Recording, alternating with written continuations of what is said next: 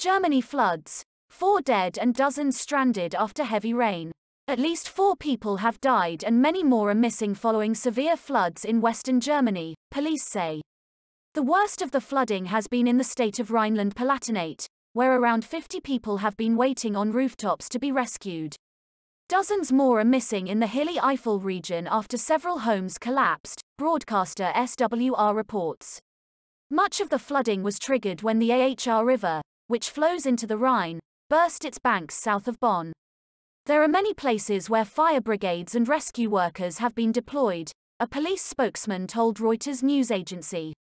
We do not yet have a very precise picture because rescue measures are continuing. The army has been deployed to some areas to help stranded residents.